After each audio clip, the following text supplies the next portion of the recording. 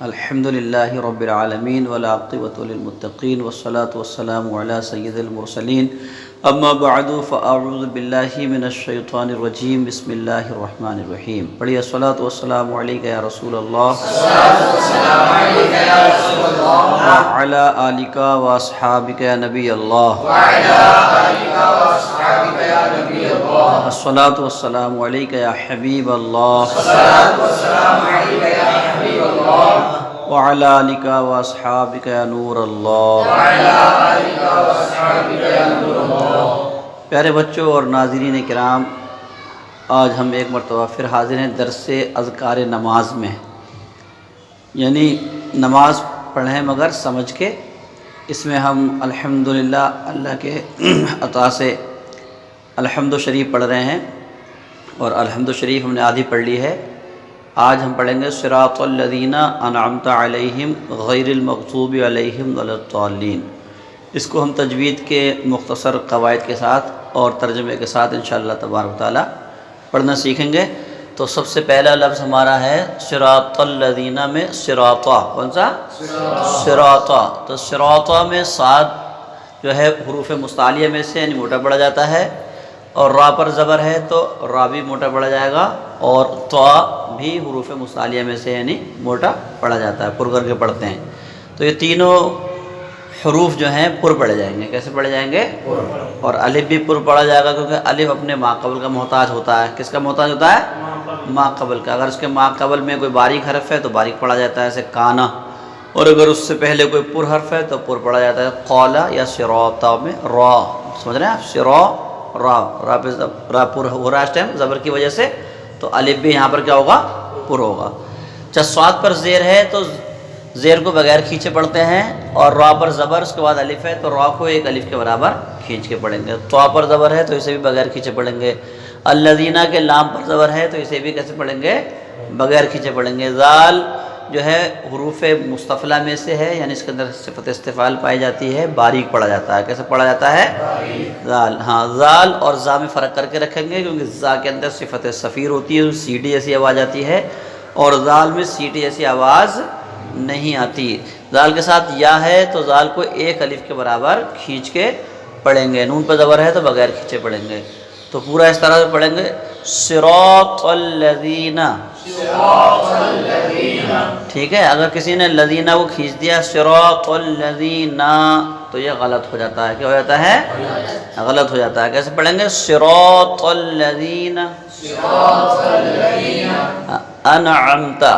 اب انعمت میں سب سے پہلے حمزہ ہے، پھر نون ہے، تو نون پر یہاں پر اظہار ہوگا۔ کیا ہوگا؟ اظہار ہوگا۔ بتایا تھا کہ نون ساکن اور تنوین کے بعد اگر حروف حلقی یعنی حمزہ، عین، غین، خا، ان 6 حروف میں سے کوئی سا حرف آ جاتا ہے تو نون کا اظہار کرتے ہیں، یعنی یہاں پر اخفاء ادغام وغیرہ نہیں کریں گے، اظہار کریں گے۔ پورا نون پڑھیں گے، پورا نون پڑھیں گے۔ کیسے پڑھیں گے؟ ان۔ کیسے پڑھیں گے؟ ان۔ یہاں پر پھر عین آ گیا تو عین کا مخرج جو ہے درمیان حلق ہوتا ہے۔ کیا ہوتا ہے؟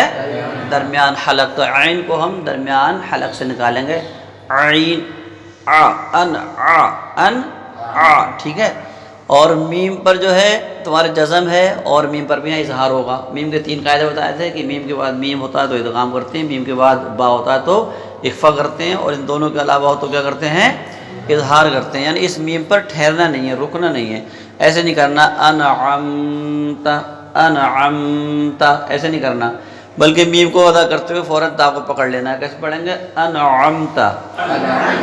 ٹھیک ہے؟ انعمت علیہم۔ تو عین پھر سے عین آ گیا، عین کا مخرج درمیان حلق ہے، اور لام کے بعد یا ہے، اور یہاں پر جزم ہے، اور اس سے پہلے زبر ہے، تو لام کو باریک کر کے پڑھیں گے، کیونکہ لام تو صرف اللہ کا لام ہی پر پڑھا جاتا ہے، باقی لام سارے کیسے پڑھے جاتے ہیں؟ باریک پڑھے جاتے ہیں۔ ہاں پر زیر ہے، میم پر جزم ہے، تو ہاتھ جو ہے اس کا مخرج شروع حلق ہے۔ کیا ہے؟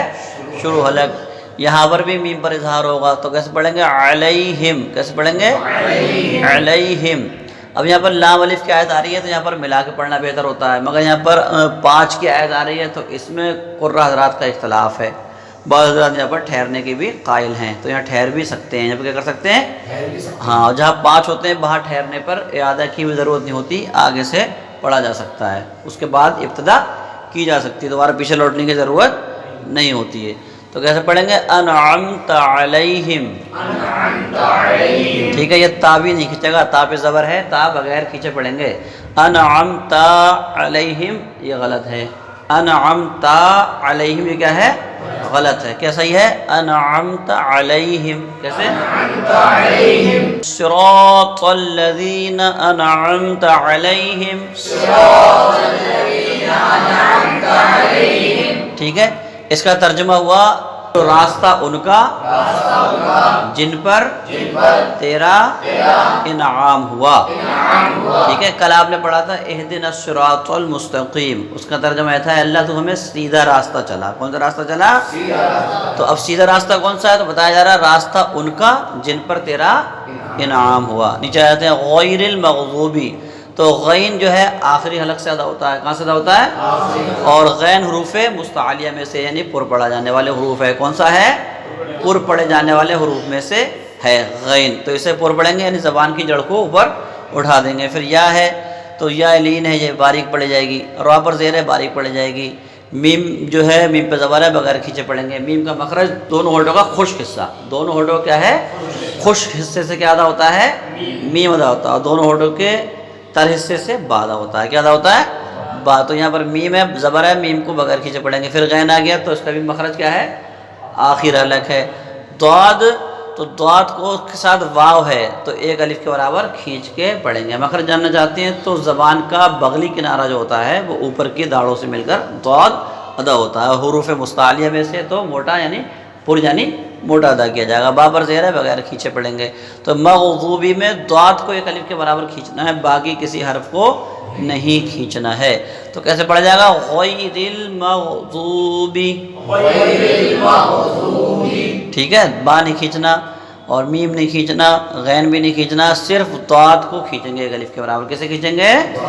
ہاں، تو پھر سے پڑھتے ہیں، کیسے پڑھیں گے؟ غیر المغضوبی، ٹھیک ہے۔ پھر آگے علیہم، کیا رہا؟ علیہم، تو علیہم کو آپ نے یہاں پر پڑھ لیا، اسی پر غور دے لیں گے۔ وَلَضَّالِّينَ میں واو پر زبر ہے اور واو کو دونوں ہونٹ گول کر کے ادا کرتے ہیں، زبر کو بغیر کھینچے پڑھیں گے۔ لام کو جب ہم ضاد میں ملائیں گے تو اس کا الف گر جائے گا، کیا ہو جائے گا؟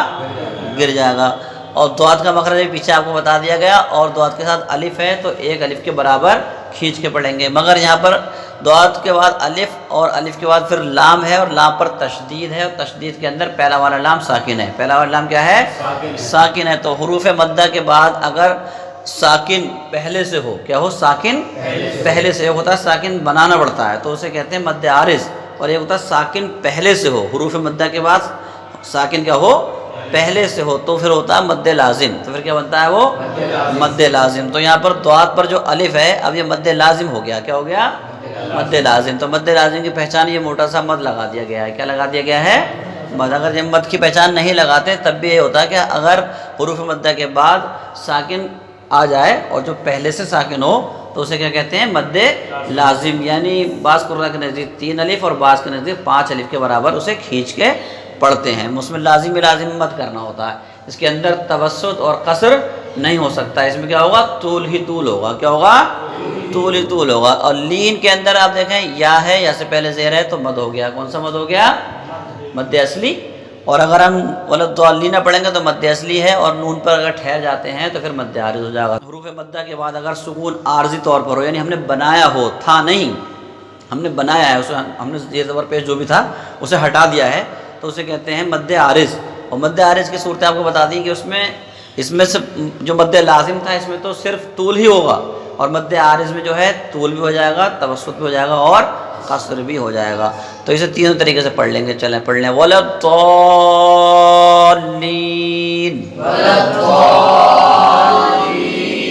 تو وَلَضَّالِّينَ میں ضاد بھی کھینچے گا اور لام بھی کھینچے گا، کیا کھینچے گا؟ ضاد بھی کھینچے گا اور یہ بھی دھیان رکھیں ضاد میں ہمیشہ مد لازم ہوگا، کون سا مد ہوگا؟ لازم۔ وَلَضَّالِّينَ ایسے پڑھ دیا، یہ صحیح نہیں ہے پڑھنا، ٹھیک ہے، اس کا مد جو ہے لازم ہے تو پورا کھینچ کے پڑھیں گے۔ وَلَضَّالِّينَ،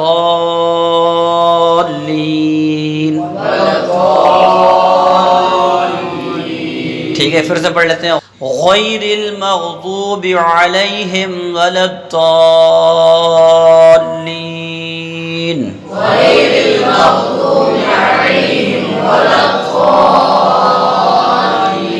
جب پوری آیت کو ایک سانس میں پڑھیں گے تو اس بات کا دھیان رکھنا ہے کہ با پر جو زیر ہے یہ کھچے نہیں، یہ کیا نہ ہو، ذرا سا آپ ٹھہرو گے تو کھچ جائے گا. غیر المغضوب علی، مغضوب علی ذرا سا رکیں گے تو وہ کھچ جائے گا، تو رکنا نہیں ہوتا، با پر زیر کی حرکت کو ظاہر کرتے ہوئے آگے بڑھنا ہوتا ہے. ٹھیک ہے، اس کا ترجمہ ہے نہ ان کا جن پر تیرا غضب ہوا، نہ ان کا جن پر تیرا غضب ہوا. کیا پڑھائی تھی کل دعا کہ اے اللہ میں سیدھا راستہ چلا، پھر بتایا راستہ ان کو چلا جن پر تیرا انعام ہوا.